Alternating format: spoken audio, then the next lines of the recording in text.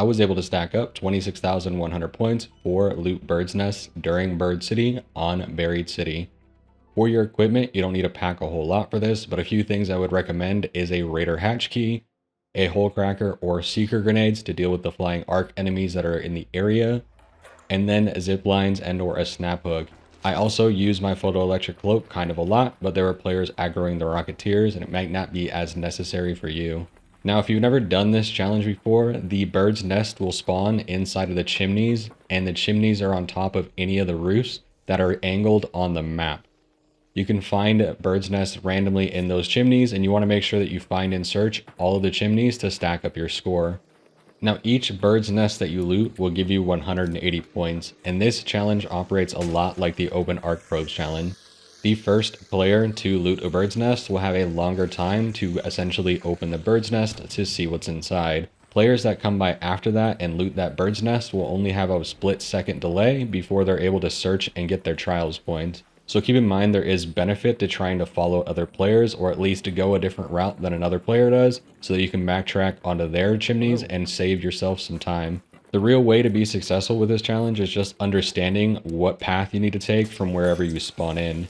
Each spawn will have a different overall path that you want to take, but you will essentially still cover all of the same routes. It's just in a different order, and sometimes the enemies on the map will cause variation, meaning that you'll need to adjust the things in real time. The other trick to this challenge is understanding which roofs you've already been to and not backtracking against the chimneys that you've already done. As you're twisting and turning through the rooftops on Buried City, it's very, very easy to crisscross where you've been and lose track of which chimneys you've already gotten to.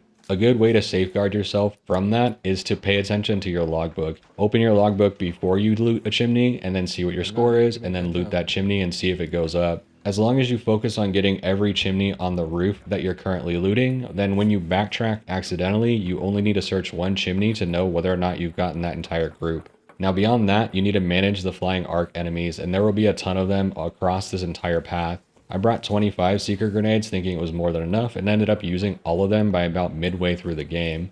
So the hole cracker was actually really essential for me to have as a backup. There are about 5 to 10 chimneys that you'll need some sort of movement to get up to.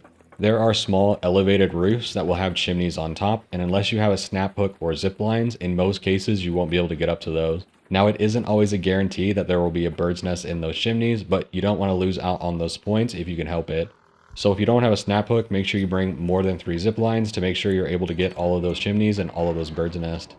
Now beyond that, the only other thing that I would recommend is you don't want to try and loot the actual bird's nests themselves. This will end up taking up a bunch of time over the amount of bird's nests that you loot, and you will not be able to get to all of them if you try and loot the chimneys that you're going to. Outside of that, there isn't a ton more to this challenge.